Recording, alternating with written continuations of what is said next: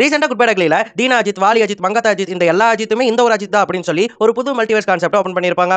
அந்த கான்செப்டை நம்ம எல்லா தமிழ் சினிமாவுக்கும் அப்ளை பண்ணி பார்த்தா அப்படி தமிழ் சினிமாவில் இருக்கக்கூடிய 3 மல்டிவர்ஸ் கான்செப்ட்ஸ் இந்த வீடியோல பார்த்துருவோம். நம்பர் 1 1996 ஆண்டு பூவே எனக்காக படம் ரிலீஸ் ஆச்சு. அந்த படம் அந்த காலத்துல மிகப்பெரிய ஹிட். அந்த படத்துல தளபதி விஜய் ராஜா அப்படிங்கிற கேரக்டர்ல நடிச்சிருப்பாரு. ராஜா பாத்ரூம்ல குளிச்சிட்டு இருக்கும்போது ஒரு பாட்டு பாடி இருப்பாரு. அந்த பாட்டை பக்கத்து ஹாஸ்டல்ல இருந்து கேட்ட நந்தினி அப்படிங்கிற பொண்ணு அந்த பாட்டை போய் ஒரு ஃபங்க்ஷன்ல பாடி பாராட்டையும் வாங்கிடுவாங்க. நம்ம தலைவர் மனசுல இடம் பிடிச்சிருவாங்க. அதுக்கப்புறம் அந்த பாட்டாலே ரெண்டு பேரும் பேசி பழகிப்பாங்க. இந்த கேப்ல நந்தினி அதிகமா இன்ட் கொடுத்துட்டே இருக்க ராஜா மனசுல காதல் பூத்துரும். அதுக்கப்புறம் நந்தினி இதுதான் ஆளு என் கதையை கொஞ்சம் கேளு அப்படின்னு சொல்லிட்டு ஒரு குண்டை தூக்கி ராஜா தலையிலே போட்டிருப்பாங்க. அதுக்கப்புறம் தான் தன்னுடைய காதலி குடும்பத்தையும் காதலிச்சு காதலன் குடும்பத்தையும் சேர்த்து வைக்கிறதுக்காக அந்த ஊருக்கு ராஜா கிளம்பி இருப்பாரு.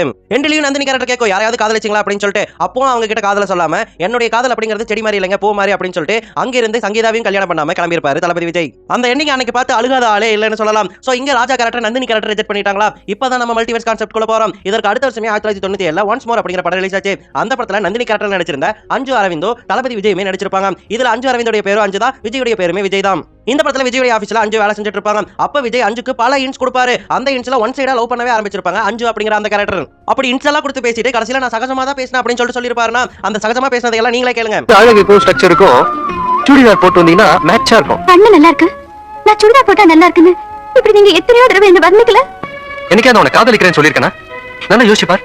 இப்பெல்லாம் பேசி அஞ்சோட மனசை கெடுத்துட்டு அஞ்சு என் வீட்டுல கல்யாணம் பார்க்கறதுக்கு மாப்பிள பார்த்துட்டு இருக்காங்க, என்ன நீ கல்யாணம் பண்ணிக்கோ அப்படின்னு சொல்லிட்டு வந்து கேட்கும்போது நான் உன்னை அப்படி பார்க்கவே இல்லை அப்படின்னு சொல்லிட்டு அஞ்சு அந்த இடத்துல ரிஜெக்ட் பண்ணிருப்பாரு விஜய். ரிஜெக்ட் ஆன அஞ்சு அந்த இடத்துல இருந்து கிளம்பி போய் அந்த பூ செத்து போச்சு அப்படிங்கிற மாதிரி ஒரு முடிவு எடுத்து போயிருப்பாங்க. கர்மா எப்படி வேலை செய்யுதுன்னு பாருங்க. அங்க அஞ்சு விஜய் கேரக்டர் ரிஜெக்ட் பண்ணாங்க, இங்க விஜய் அஞ்சு ரிஜெக்ட் பண்ணிருக்காரு. நம்பர் 2 முதல்ல லவ் பார்த்தாச்சு, இப்போ நட்புக்குள்ள டிராவல் பண்ணுவோம். நண்பன் சொல்லி எவன் வந்தாலும் அவனை நம்பவே கூடாது அப்படிங்கிறதுக்கு இந்த ஒரு விஷயம் உதாரணம். 2006 புதுப்பேட்டை படம் ரிலீஸ் ஆச்சு. அந்த படத்துல நிதிஷ் வீரா அப்படிங்கிறவர் மணி அப்படிங்கிற கேரக்டர் பண்ணிருப்பாரு. தனுஷ் ஆஃப் கோர்ஸ் உங்க எல்லாருமே தெரியும் கொக்கிக்குமார் கேரக்டர் பண்ணிருப்பாரு. பாவமா சுத்திட்டு இருந்த கொக்கிக்குமார கேங்குக்குள்ள சேர்த்ததே அந்த மணி அப்படிங்கிற கேரக்டர் தான். அதுக்கப்புறமா கொக்கிக்குமார் வளர்ந்துட்டே இருக்கும்போது விசுவாசமா கூட நின்னதுமே அந்த மணி கேரக்டர் தான். ஆனா அதையெல்லாம் மறந்து நம்ம குமார் என்ன பண்ணிருப்பாரு, மணி தன்னுடைய தங்கச்சி கல்யாணம் அப்படின்னு சொல்லிட்டு கல்யாணத்துக்கு கூப்பிட்டு இருந்தப்போ அவருடைய தங்கச்சிக்கே ஊர் முன்னாடி தாலி கட்டி அவர் மானத்தையே வாங்கியிருப்பாரு. தெருவுல சுத்திட்டு இருந்த உடனே குளிப்பாட்டி நடு வீட்டுல படுக்க வச்சா என் வீட்டுக்கே துரோகம் பண்றியா அப்படின்னு சொல்லி மணி அப்படிங்கிற கேரக்டர் அதுக்கப்புறம் கொக்கிக்குமாருக்கு எதிராக அப்புறம் ஆயிருப்பாரு. அப்ப மிரட்டி அனுப்பிட்டுருப்பாரு கொக்கிக்குமார். அதுக்கப்புறமா பாத்தீங்கன்னா குமாருடைய குழந்தை அவர் கையில கிடைச்சிரும். அதை கொலை பண்ண சொல்லி வில்லன் கேங் சொல்லியிருப்பாங்க. அப்பவுமே அந்த மணி அப்படிங்கிற கேரக்டர் குழந்தையெல்லாம் நான் கொல்ல மாட்டேன், உன் குழந்தை நீயே வச்சுக்கோ அப்படின்னு சொல்லிட்டு கொக்கிக்குமார் கிட்டே கொடுத்துட்டு போயிருப்பாரு. அந்த அளவுக்கு நல்ல கேரக்டரா அந்த மணி அப்படிங்கிற கேரக்டர் இருந்திருக்கும். ஆனா அங்க விட்டு ரிவெஞ்ச் 2019 ரிலீஸ் ஆன அசுரன் படத்துல எடுத்திருப்பாரு நிதிஷ் வீரா. இந்த படத்துல பாண்டியன் அப்படிங்கிற கேரக்டர்ல பண்ணிருப்பாரு. சிவசாமி அப்படிங்கிற கேரக்டர்ல தனுஷ் பண்ணிருப்பாரு.